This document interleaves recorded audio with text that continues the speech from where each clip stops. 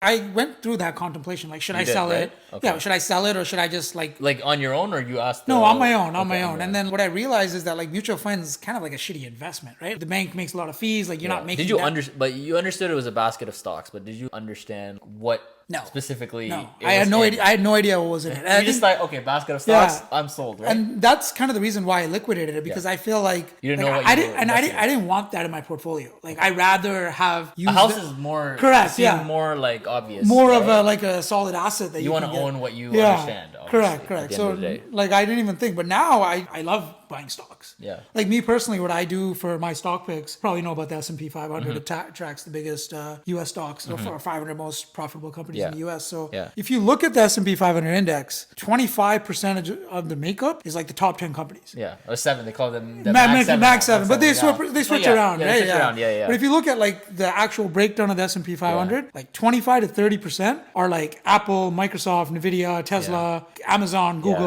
or whatever, right? So That's I it. just pick those. Okay. I just look at the top just 10 hold those and then individually. Individually, correct. I look at the top 10. I'm like, hey, like which You've of these probably do I done pretty like? well. What? You've probably done pretty well. Yeah, I've done decent. I'm here with Rabeeshan Ravindran. How old are you, and what do you do for a living? So I am currently 30 years old, and I'm in tech sales. I'm an executive account manager at CDW Canada. What did you learn about money growing up, and who taught you? Growing up, I didn't really have too much knowledge of money. Like my parents were pretty cheap kind of growing up. Like, What do you mean by cheap? Like we lived in a little apartment.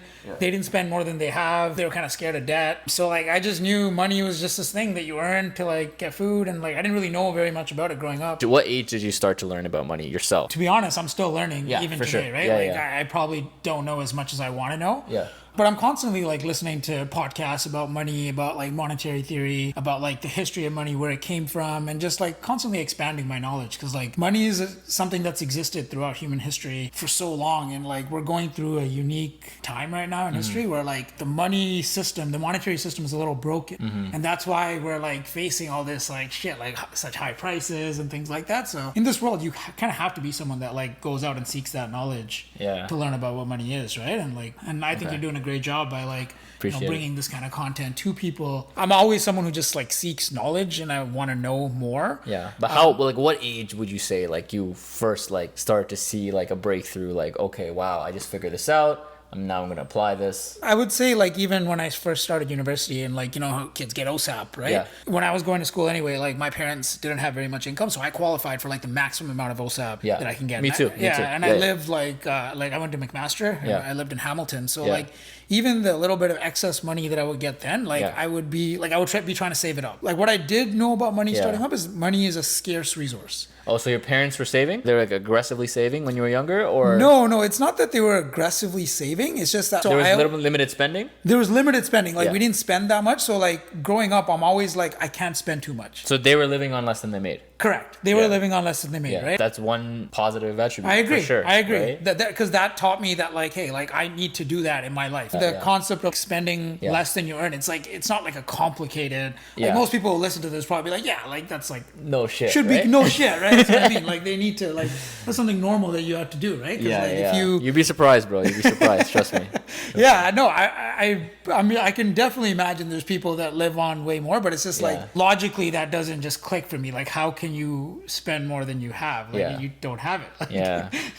Have you ever heard of car loans? Like, car loans, the number one way of spending more than you like. Correct. Earn, right? Because like you qualify for the car loan, but meanwhile you're getting a loan equivalent of your salary, and that's crazy, right? Yeah, correct. But the average person thinks that's normal. I guess they do think it's normal. It's a little strange that they think it's it's a normal. normalized thing in society, right? But like it's probably because of the way our like monetary system is structured today. Yeah, it's like a debt-based system. Like we live on the Keynesian. It's normalized. Like we live on the Keynesian style of economics, right? So it's a Keynesian economics. There's two types. There's like Keynesian and Austrian economics. Austrian economics. Right? Yo, we could talk about infinite banking. Have you heard of infinite banking? Like, is that like the private sector? It follows Austrian economics. Okay, so like Austrian economics is pretty much what we're talking about, having to spend less, like live on less than what you have. It's not like debt based, right? Yeah. Versus Keynesian, we'll get into that later. Like versus Keynesian economics, it's like it's more of a debt based system where you can print money to like spend into your future self. Yeah. Throughout human history, gold was always the money. for thousands and thousands of years, right? And even when the original like Roman Empire and things were like that, and there were like gold coins on there, how they debased that currency before is that they would clip the edges of the gold coins. So they would clip the edges of the coin to give people less value for that same coin. So for example, like if like a Roman dollar, I don't even know what it's called, but let's say it's a Roman dollar, right? It has like an ounce of gold. They would clip like 0.1 ounce off. And now they're debasing the currency that way because it's less gold that's compiled on that Roman dollar. How we kind of got here to where we are today is like, you know, the gold standard. So you know the gold standard and like how President Nixon kind of broke away from that, right? Like, how did you learn about debt, credit cards? Did you have a credit card at some point? So as soon as I turned 18, my parents told me to go get a credit card. Okay. Right? They're like, hey, you have to build up credit. Like, I think they told you that right away. Yeah. So I think it's something like a lot of brown parents will probably tell you growing up. It's like, hey, you need to have good credit. So I immediately, as soon as I turned 18, I got a credit card. But one thing they told me is that like, hey, like if you don't pay this bill, you will have to pay more on it, like interest. Oh, they explained interest to you. They explained interest. So you knew not to be a revolver. Yeah. So I knew not to like That's another big thing, man. So like as soon as I got my credit card, I would do all my purchases on my credit card, but then only to an extent to which I had money for it. And then I would pay it off at the end of the month. So I think even today, like I don't think I've ever paid a credit card company a cent of interest. Yeah, they hate you. Yeah, probably. Yeah, they hate and you get the like the points or like the cash back. Yeah. When you get that fundamental, hey, you got to pay this off in full. Talk from the beginning. I agree. Right? I feel like that was about like looking back on it. Like now that you're like saying it back to me, like I understand how valuable. Like imagine you didn't. You were not told that. What do you think it would happen, right? Like I would have probably had no knowledge and just kind of. Because a lot of people, like before you know it, you wake up, you're like crazy credit card debt. Yeah, exactly.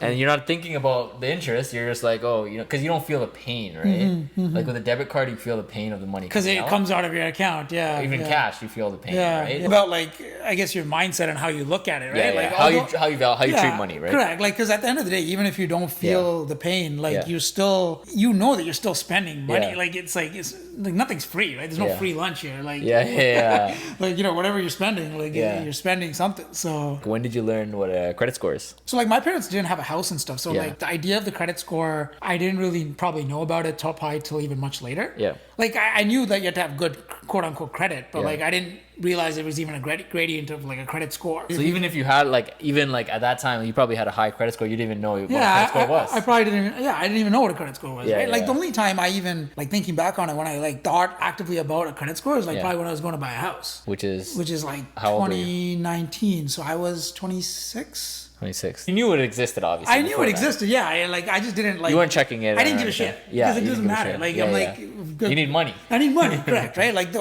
only time I thought about it is like after I had enough for a down payment. I'm like, okay, now I'm like, okay, like I have enough money. Now like, you get the benefit of a better interest rate. Yeah, like I'm gonna go figure out like the bank, like mortgages, and that's when I kind of dived into that a little more. But before that, like I didn't really look at a credit score. Why do you think people struggle to save money in general? Some people like it's just the last thing on their mind is to save. Like most people are not living in a time frame in their head where they're thinking like 5-10 years ahead. They're thinking today, tomorrow, like next week, like how do I make stuff work? So like it's tough, man. It's tough for people out there. Like I feel for people. And the only way kind of out of it is like to have the knowledge to be able to save, invest, and do what you can with whatever you have to try to get ahead. You said you bought a house in 2019, right? You were 27? So we closed in January of 2020. So I was 26. 26? Yeah, 26. If you were starting all over today, how much would you say is a reasonable amount of money to put towards your housing cost? Of your income, of your paycheck. Like after taxes? After taxes. Shelter, right? Like shelter, yeah. Rent whether you rent or you own, what would you say? Like 30%?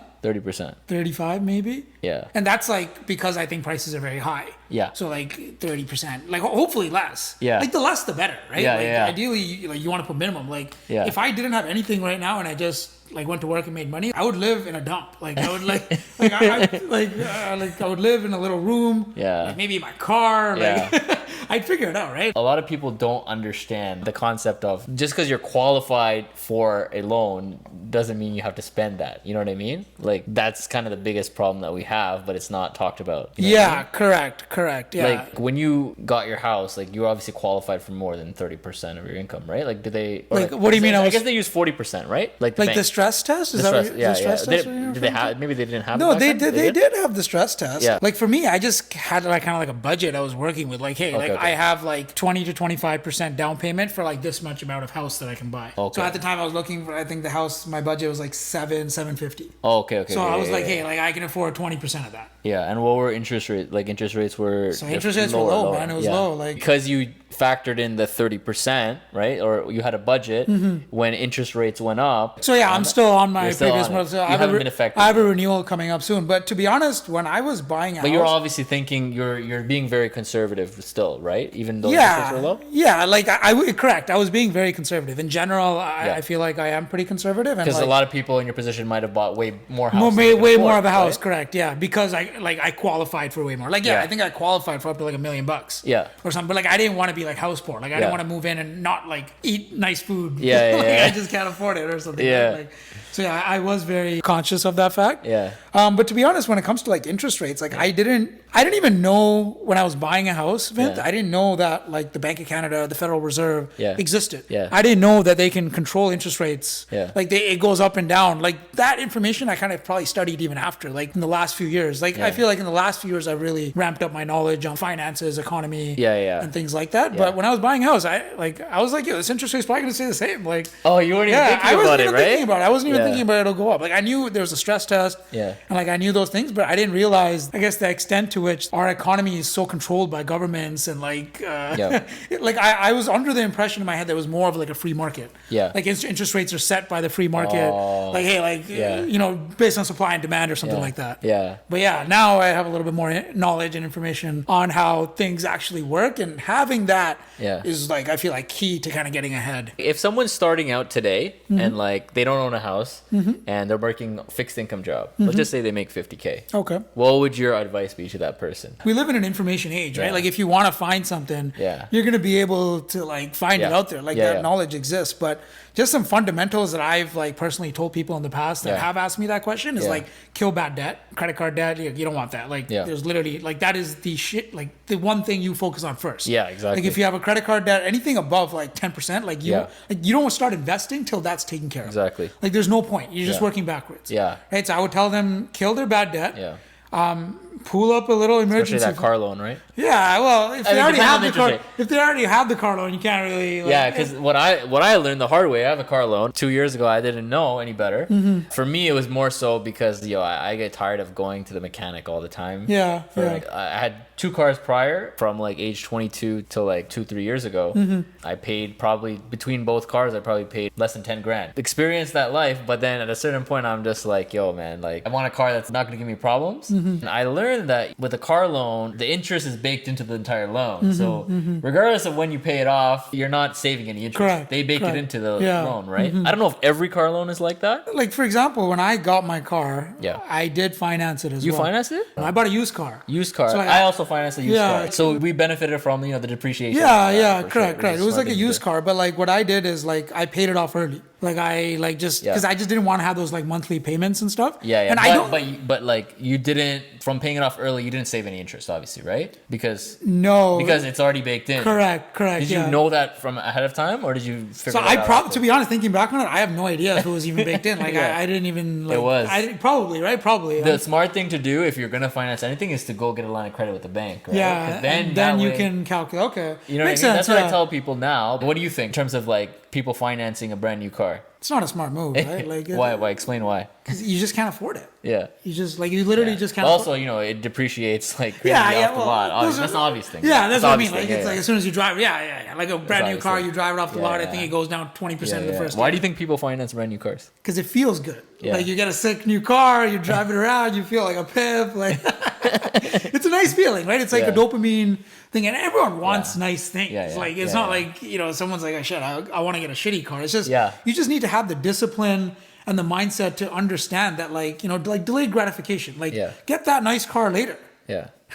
Yeah. Yeah, get that nice car later, right? And like just worry about the more crucial things first, right? So like for me, like I needed a car to drive back and forth from work. Like it's just like I needed a whip. So I went out and my car was like 14 grand or something like that when I got it. And then like I put like a couple grand down, finance the rest. But I paid it off early. Like as soon as I had enough money to kill that loan, I just didn't like the aspect of like monthly payments. 100%. Because we already live in a place where car insurance is ridiculous. Yeah, exactly. What do you know about the stock market, and when did you start to learn about the stock market? So after I bought my house here, I needed to figure out what to do with excess money that I make. So you were 26 at the time? I think I was 25 when I bought the house, and then I turned 26 that year. Yeah. Okay. So like after I bought the house, like I'm just like, okay, like you're like, okay, now my cost of living is like my shelter is taken care of. It's pretty fixed, right? Like this is what like stuff costs, and like I need to figure out how to make money. So I've always kind of traditionally known about like TFSAs, RRSPs, and that those are like tax shelters. So even growing up throughout when I was university saving and things like that, like I would save in a TFSA mutual fund. And how did you know to buy a mutual fund? Someone at the bank told me. Okay. Yeah. Well, they're making money. Yeah, correct. They're making money, and like I feel like when you're so they explained a mutual fund to you? Yeah, they explained that it was like a basket of stocks, essentially, or like, and then like the bank kind of manages that portfolio for you. Did they explain the fees? Yeah, they explained the fees, or like they. But you don't, at the time you don't know because you're like, well, I don't know what's better. Because your opportunity cost is like nothing. Yeah, you're not losing anything. You're not losing. It You're just like gaining. Only over a long period of time you realize how much fees you paid, right? Yeah. By then it's like, well, the person who didn't buy mutual funds lost so much money to inflation. Right? Exactly. So like in the beginning, that was my first exposure to it. So I didn't even know that I can go and buy stocks. Oh yeah. I like when I was like there was no Wealthsimple, obviously. Yeah, there's no Wealthsimple. Well, actually, there might have been. 2019 or 18. It might have been early days. 2019. Yeah. Wealthsimple probably came out like 2014, 15 early. I definitely didn't know. You didn't know about it. Yeah, it wasn't as big as it is now. Now you do taxes on Wealthsimple, right? Exactly. So, that's literally what I used to do. Yeah. So now what I do is like I got away from mutual funds. Like, so university time you got into mutual funds. Yeah, university 18, time. 19, 20? Yeah, and then when I went to buy my house, I liquidated all my mutual funds, for the down payment and stuff. In your case, it made sense because of where prices were, where interest rates were. It made sense. Right? Yeah. The reason why I sold, I went through that contemplation. Like, should I sell it? Okay. Yeah, should I sell it or should I just like on your own, or you asked? No, on my own. And then like what I realized is that like mutual funds is kind of like a shitty investment, right? The bank makes a lot of fees. Like you're not making. Did you But you understood it was a basket of stocks. But did you understand what? No. Specifically, no. I had no idea. I had no idea what was in it. You just like, okay, basket of stocks, I'm sold, right? And that's kind of the reason why I liquidated it because I feel like you didn't know what I didn't want that in my portfolio. Like I rather have used a house is more correct, more like obvious, more of a solid asset that you want to own what you understand. Correct. So like I didn't even think, but now I love buying stocks. Yeah. Like me personally, what I do for my stock picks is that like you probably know about the S&P 500. It tracks the biggest U.S. stocks or 500 most profitable companies in the U.S. So if you look at the S&P 500 index, 25% of the makeup is like the top 10 companies. Yeah, or 7. They call them the max 7. But they switch around, right? Yeah. But if you look at like the actual breakdown of the S&P 500, like 25 to 30% are like Apple, Microsoft, Nvidia, Tesla, Amazon, Google, whatever, right? So I just pick those. Okay. I just look at the top 10 and then individually, correct. I look at the top 10. I'm like, hey, like which of these do I like? Well. What? You've probably done pretty well. Yeah, I've done decent. So I look at that and I just especially buy that. Especially when Meta was down, right? Yeah. There's this guy, I don't know if you've heard of him, Monish Pabrai. No. You gotta look him up. Okay. You really I can listen to him talk about investing all day. Basically, they call him like the Indian Warren Buffett. Like he basically paid like $250,000 to have lunch with Warren Buffett. Okay, nice. Like way back. Yeah. He, asked him any question he wanted, whatever. And he became really good friends with Charlie Munger. You know Charlie Munger? Yeah. Of course. Peace, right? What he was saying when Meta was way down because of the whole metaverse and Zuckerberg put all that money, he was saying Meta is an easy double from here. He said that way back. I think it was 2021 or something like that. Okay. And I saw that, and at the time I was in penny stocks. You guys will see this in another video, but I was in penny stocks and I was so greedy. I'm like, a double? That's not enough. Yeah, you want right? 10x. I want 10x. Right? Yeah. Because why am I at 10x? Because at that time I refused to do anything about my income. and I wanted to have a higher return, right? But when you actually are willing to work more or improve your skills or earn a higher income, you don't need that higher return anymore, right? Correct, yeah. Ultimately, it's what income that you put in is more important than the return that you get, right? Agreed. And the time that you have. But anyways, he said it's an easy double. It's like 4x from there. Probably something like that. I don't check it on a regular basis, to be honest. I just, but like I feel like that's a decent strategy for most people. Yeah, to buy the top 6 to 7 6 to 7 companies, then you can rebalance it, because like the S&P 500, they rebalance or they release those lists on every quarter. So every quarter they kind of look and they like do those adjustments. So like if you check it quarter over quarter and you're like, what would you say to figure out this, to find this list? What would you like tell someone who doesn't know? Oh, you just literally Google S&P 500 index weightings. Index weightings, and then it'll like there's multiple sites that kind of give you that. But it'll give you all the top ones. So if you usually track that, like you're doing pretty. Like I don't own. So you don't own the index. I don't own any indexes right now. You just buy the stocks out. I just buy the stocks. Making your first purchase. Well, how did you even come to this conclusion? Like before you bought the first stock, how did you even come to this conclusion that these stocks are producing most of the? I didn't. I like you. I learned as you go. Like you bought it and I bought it. Like I bought like so in the beginning. What was the first stock? Do you remember? Microsoft. I think. Microsoft. Yeah, I think I bought Microsoft, and I think I bought Tesla. Everybody's own Tesla. Yeah. It's a very retail driven stock. Like it's one of the. I think people don't even know anything about the stock market. They'll buy a Tesla stock, right? Well, Elon Musk is freaking amazing, man. He's genius with the marketing, right? So I'm a big fan of him. I'm a big fan of him, man. Like him buying X, freedom of speech, all that shit. I'm more of a Jeff Bezos guy. Yeah? Myself, Elon would win that fight. Were they gonna fight? I don't know. I think it was Zuckerberg and him that were gonna fight, right? I like Zuckerberg too, man. Yeah, they're all smart guys, man. Like to be that class of billionaire, like you need to be very talented. I know a lot of people hate on billionaires and all that stuff, but like you have to realize they're literally the most successful human beings. Look at how much jobs they created. Right? Yeah, that's what I mean. And like there'd be no Teslas on the road. There'd be no Amazon. Correct. There'll be like we would be living in no Instagram, right? No WhatsApp. They I feel like they 100% deserve the money they made. Yeah. And they deserve to be that rich. Like in a capitalistic society, like. And guess what? They wear regular clothes. They don't wear designer. Yeah. You know what I mean?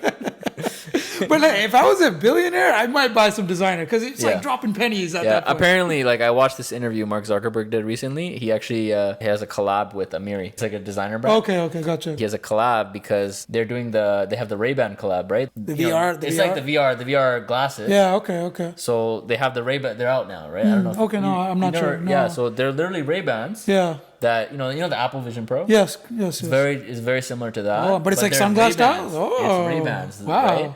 And he thought that because everyone roasts Mark Zuckerberg for his outfits and stuff, so he was like, okay, let me just lean into this, and collab with Mike Amiri. Yeah. And people watching this, probably half of them probably know who Mike Amiri is. Okay. He collabed with him because if they're going to design glasses, he should be able to design clothes. So gotcha. Apparently, that's what Zuckerberg's up to. I see. And he just does MMA. MMA, I think he recently ruptured his or tore his like ACL or something like that, or like no meniscus, I think. Yeah. Something in his knee. It's crazy. He like when he started Facebook, he was so young that even he's still young. That's what I mean. You know what I mean? He's like isn't he? Is he not the young? No, that's probably like one of the Jenners that are the youngest billionaires, right? Like I think it was. Yeah, but 1 billion is a huge difference. Yeah, correct. From 100 billion, right? Yeah, absolutely. Especially like with these companies going to trillions of dollars. Yeah, I agree. Look at Jensen Huang, right? And the Nvidia guy. Yeah, like that guy, his net worth shot up like apparently, crazy, like right? Nvidia is like a company that made some of the most millionaires. Because even a regular person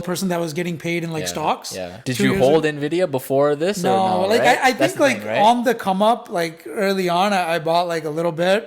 And I think I got like maybe 100. Because Nvidia was probably what, like in the top 25 maybe? Yeah. It wasn't in the top 10. I only started buying it more after the S&P price included it in the top 10. Oh, okay. That's probably because like I checked that and I rebalanced and stuff. Even that was a smart move, right? Yeah, of course. Even though you were a little bit late, you're still and smart. Like it's in the top 10 right now. Do you think you would have made the same move if you didn't own real estate? Like let's just say like you're starting it now. Yeah. Right? Like, would you still prioritize real estate first to build wealth? Would you even think about the stock market before you bought a house? To build wealth? That's my goal. Well, like you want to buy a house ultimately. Let's just say you're like that's to live in. Like I don't think buying a house is something to build wealth. Buying a house is something you do to build wealth. Like it's something that. But that's what in Canada. There's this guy guy, his name is like Jim something, this Asian guy who, you know, he retired at 40 years old off of buying U.S. equities and U.S. real estate. Because he bought U.S. real estate in the '07 crash. And he bought the houses outright in cash for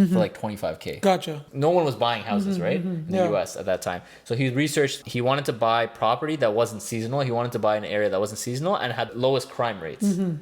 And he just bought up the entire neighborhoods. That's kind of similar to what Robert Kiyosaki did. Really, eh? Yeah, like during the '07, '08 crash. That's how he became a billionaire. Oh, like he pretty much. But he's really big on gold. Yeah, right? yeah. Now Well, like he's so big that's on the gold. thing. Like, but he also says a lot of crazy shit now. But I think it's for engagement farming. And if shit, you look at today, Yeah. like today's environment and Yeah. economy, like real estate was something that was used back in the day to build wealth because it Yeah. worked. Yeah. Right. Like interest rates were like, even if they were higher throughout history, Yeah. like home prices weren't outrageous. Yeah.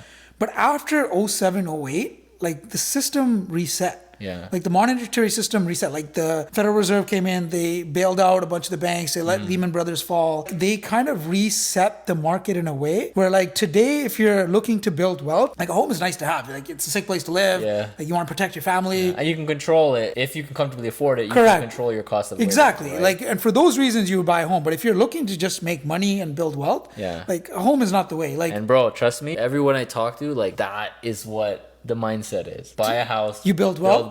You don't buy a house, you're poor. no, but that's That's what I'm trying to kind of So, like, the if- message I'm trying to send here, you know? if like you look at okay, like home prices, if you look at the S&P 500, if you look at all these things on a chart, Yeah. for example, over the last like maybe 100 years, right? Yeah. And you like let's do 50 years. 50 years, sure. 50 If years. you look at all these things over the last 50 years, What's the rate of return on a principal residence? yeah, well, not even rate of Yeah, return. Like yeah. if you just look at the cost, but instead of doing it by dollars, Yeah. you put the chart doing it by gold. Okay. For example, like you do house prices in gold. You'll notice there's not really much appreciation. There's almost nothing. How about Toronto? Maybe a little bit, but I Yeah. mean, it's not. 'Cause it's no, been- but you're pricing it in gold. In 1980, Yeah. if one gold bar buys you one house, Yeah. that gold bar will probably buy you the same amount of house today. Got it. What's Yeah. happening is that there's just currency debasement. The system is just racking up more and more debt. Yeah. It just costs you more and more dollars to buy that same asset. Mm-hmm. So like the reason why things cost more and more is that like wages don't keep up with the rate of inflation and debasement. Yeah. Like the US government has what, $35 trillion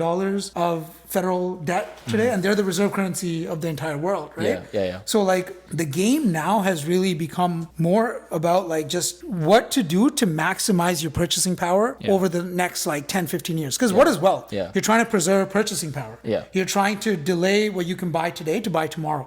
You're trying to have a better life tomorrow than what you have today. Yeah. And in order to do that, you need to get in front of the assets Yeah.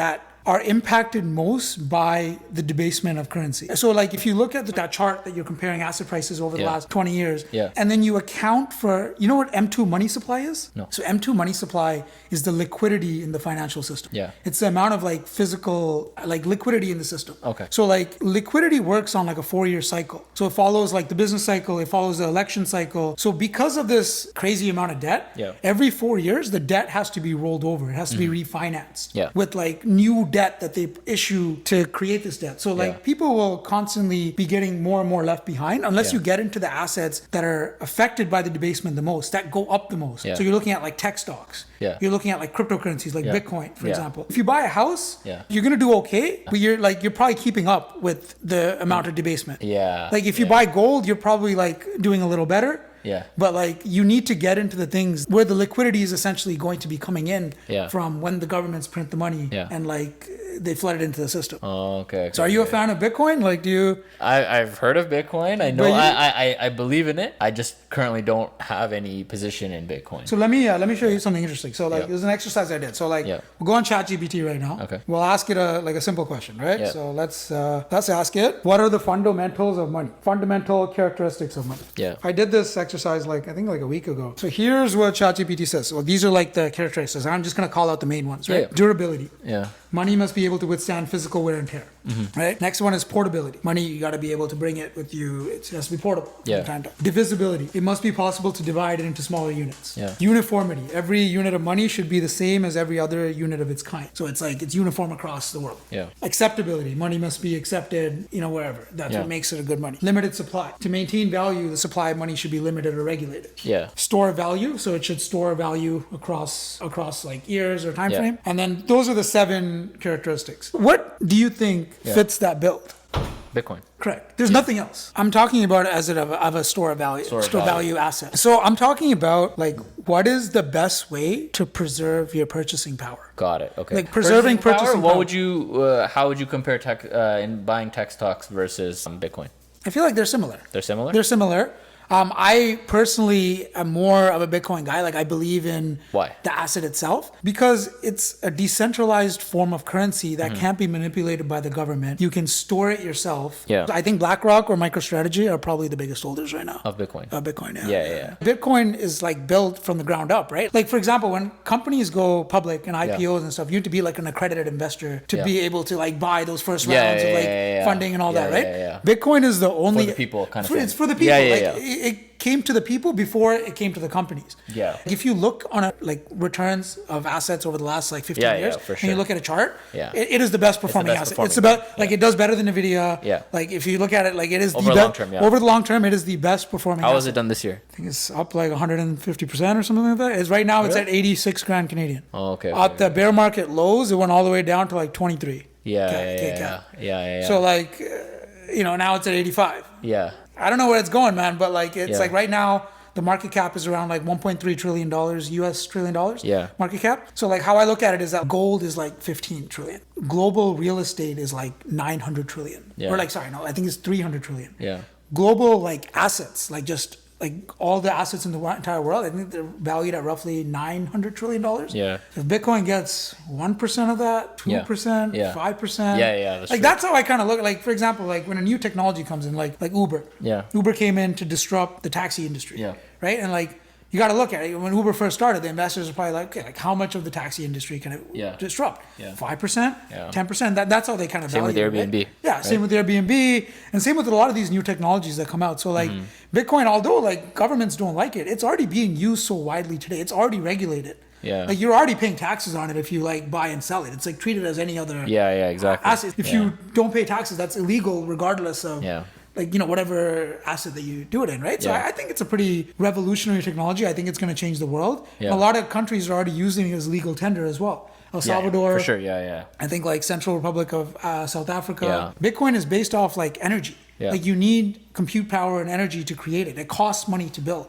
Like it's like the most decentralized and more secure network in the entire world. So I think it's going to be the greatest performing asset of the next decade. And really? like I like big statement. It is a big statement, right? And I, like I'm not even the only one that probably says that. Like I'm sure there's a lot of people are calling for it. And like Bitcoin is like the reason why I like it is because it's the most decentralized one. Like I have a little bit of Ethereum and I have some other shit coins and stuff as well. But all those have like different companies that are like Ethereum has the Ethereum Foundation. Like if you know about cryptos, like Solana has a Solana Foundation. So these all have like companies that are able to like kind of manipulate it and do things with it at a future time. What separates Bitcoin and Ethereum? So it's because are they both built from the ground up? They are built from the ground up, but what kind of they're both pretty decentralized. But what separates them is that like Bitcoin is a proof of work network and Ethereum is a proof of stake network. So Bitcoin, to make more Bitcoin, you need actual electricity, you need compute power, you need physical, like Bitcoin is a money that ties. And is Bitcoin like Bitcoin is finite supply, 21 million that will ever exist. And Ethereum? It's not finite supply. They have different use cases. Like Ethereum is trying to become the decentralized computer of the world.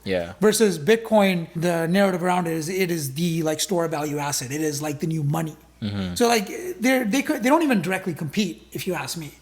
But we're just talking here about like building wealth and like trying to preserve your purchasing power as much as possible. So your kids in the future hopefully have a better life than you, right? So if you look at like, so we talked about that chart of like comparing house prices in like gold and all that. So if you compare house prices in Bitcoin, it's like it costs less and less Bitcoin to buy that same house. For sure. Like if you look at 2009 or 10 when it came out to like 2015 to 2020 to today, it costs less and less house. So if the world went on a standard of saving in Bitcoin, people over time will get richer. Governments cannot print it out of thin air and run these gigantic deficits where they. But you know what the problem is? The problem is by the time that these regular people actually come around to buying Bitcoin, because these people don't even own stocks, right? They don't even own equities.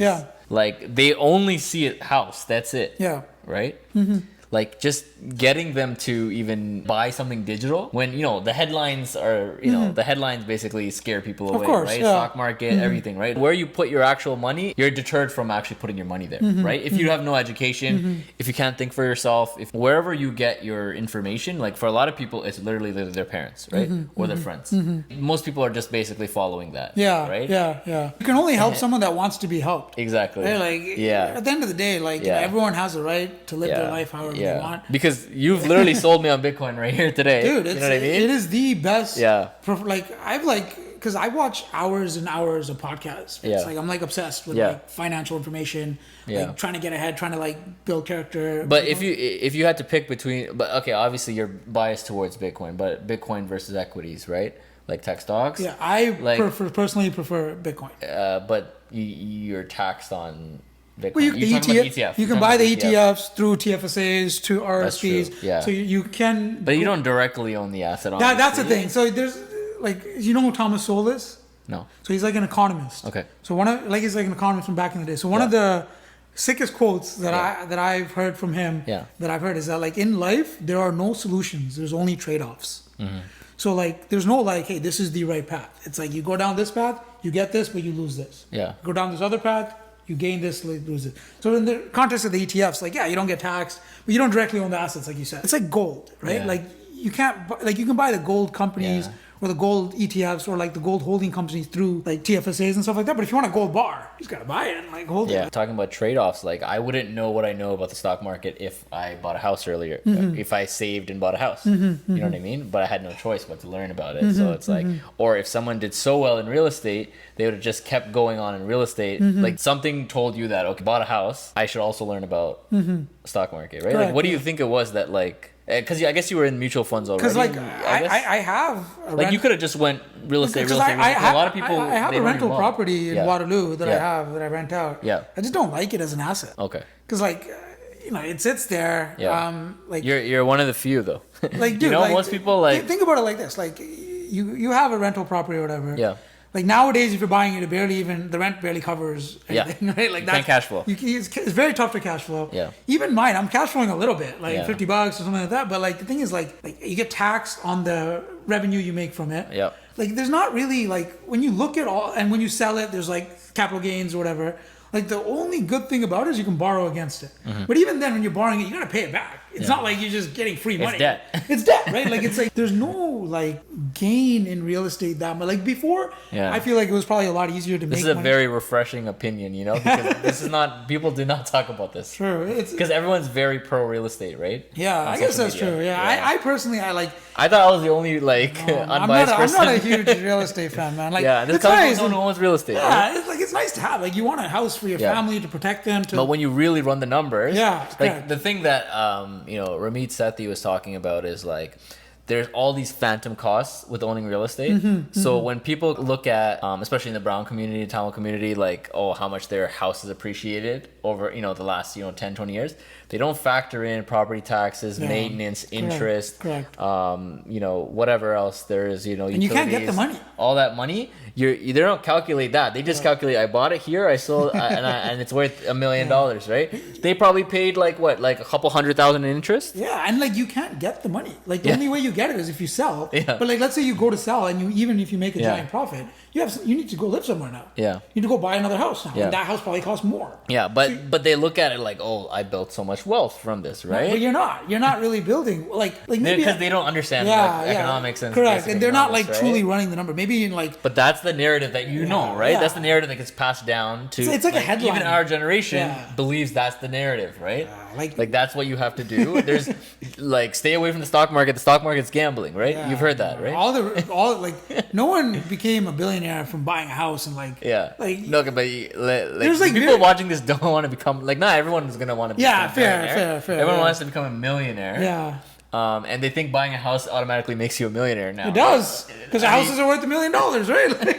It does make you $1 million. No, you're $1 million in debt. Now you don't have assets of $1 million. But I mean, it's like on paper, right? That like maybe you're worth that or whatever. But like real estate, man, it's not like like a tangible way to make true wealth. Like I feel like you need to think outside the box, right? Like you made a lot of bold statements here. I like it. I like it. The Bitcoin one and this one. This is crazy. No, like I think anyone, like even if they don't just take our word for it, I think if people hear what we say and then go run the numbers for themselves and like put it into an Excel sheet and like literally look line by line, they will understand it themselves. It's not like the person who wants to understand it. They will understand it. They will get it, right? Like maybe it doesn't sound nice because a lot of people have houses and like they put everything they have into it. One of the videos I had out, someone actually commented saying, tell me you can't afford a house without saying you can't afford a house, right? I was very pro investing in the stock market, right? As a rate of return. Because they were trying to roast on you? They're trying to roast because but that's somebody either who's already given up the fact that they're like, okay, I'm going to rent forever. Or they bought a house that they can't afford. Because somebody who's living comfortably is not on TikTok responding. You know what I mean? They don't have time. They don't have time. So, I mean, that's a lot of people who've just checked out of, oh, I'm not going to own a house, right? And there's no other alternative to them. There's no Bitcoin. Bitcoin doesn't exist, and the stock market doesn't exist. They don't care, man. And like, and those people you can't help. Like they don't want to be helped. Right? I mean, if they see this, they'll be like, oh, this bullshit. Like they don't, it's whatever. That's irrelevant. Correct. Right? And like they have every right to like lead their life like that, right? Yeah, like, you can do whatever. So I mean, and that's the beauty of this world we live in. Like anyone can do anything they want. And, like we have the autonomy to live our lives. And, it's a blessing. Yeah, it's such a blessing. Like, I'm so grateful to be alive, to be here. Like, the universe has blessed us to make us born in a time where there's so much opportunity, regardless of the challenges that come with it as well. There's an abundant amount of opportunity today. And like, if you want to get rich, if you want to build wealth, the information is it's never been easier to build wealth. Although the challenges have never been this high. Like there's way more distraction. Your phone is taking over your brain, right? But there's also an abundant amount of opportunity. There's so much information. It just depends on where you put your energy, right? Correct. Exactly. What got you into sales out of every other career path that you could have possibly chosen? So I was a science kid. So I went to school for life sciences. Originally, I'm like, I'm going to become a doctor, go to med school, all this shit. But like, honestly, I wasn't smart enough. I wasn't book smart enough. Like I went to school, like my grades weren't like the greatest to get into med school. And I graduated, and honestly, I was just like looking for any job, man. Just like, I just want to make money. And I randomly landed into a sales job. And then I realized. So you applied for a bunch of jobs? I applied for a bunch of jobs. Like, I got interviews and like I got into a sales job. And then like, honestly, like before I got into a sales job, one of the jobs that I did get an offer for, but my mom didn't let me accept was, like 1-800-GOT-JUNK. Yeah, it's like the truck drivers like that drive that around, pick up people's garbage and stuff. I didn't have a job when I graduated. And I think at the time that paid like $20. I was like, hell guys that came up with that business. And I was just like, hell yeah, like I want to do this. My mom's like, no, you went to school, you will not be allowed. So that was one job I wasn't allowed. But sales she was okay with? Why? Because it was like an office job. Oh, because of the setting, right? Because of the setting. If it was like in somebody's garage or something? She would have been like, hell no, right? Like, so I just randomly got into it, and then like. So was it like a base plus commission or a straight commission?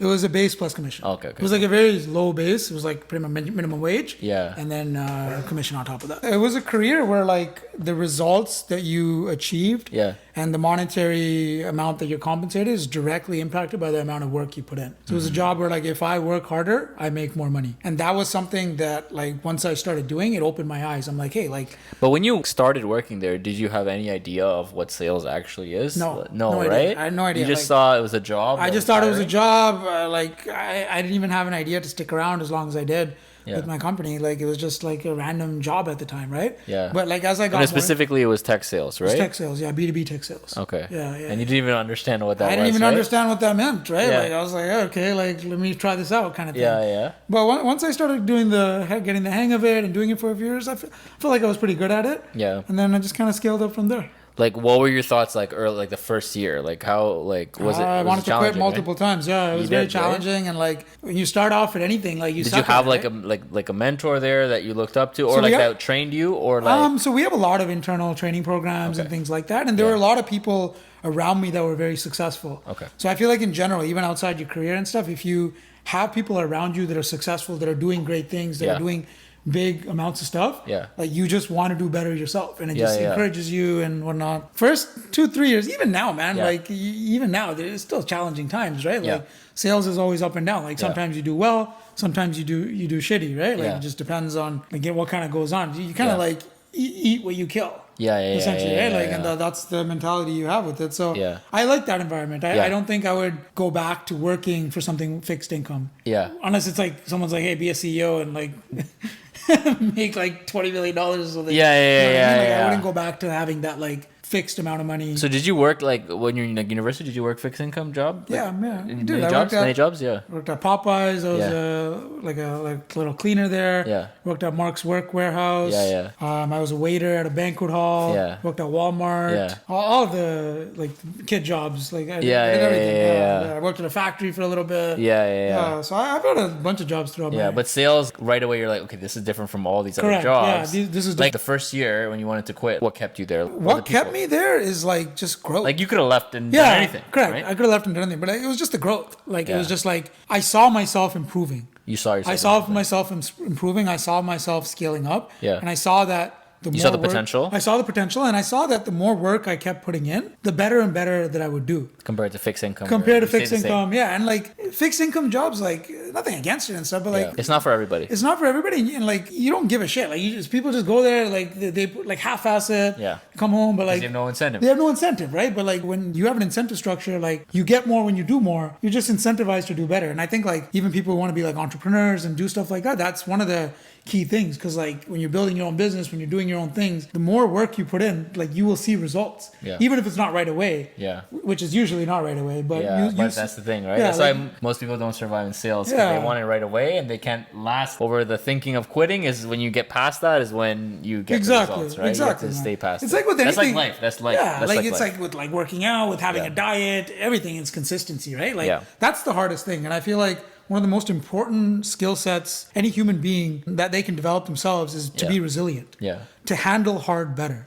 To become someone, like life doesn't get easier. It consistently gets harder. But you become stronger. You become someone that handles being thrown to the ground way better, and you get up faster, stronger every single time. Yes, sir. And that's probably the most crucial skill set you want to build up, and it's not a skill set that's out of reach. Like anyone can do it. It's not like you need anything, some special gift. It's free. It's free. Like it's like just having the right attitude, right? So.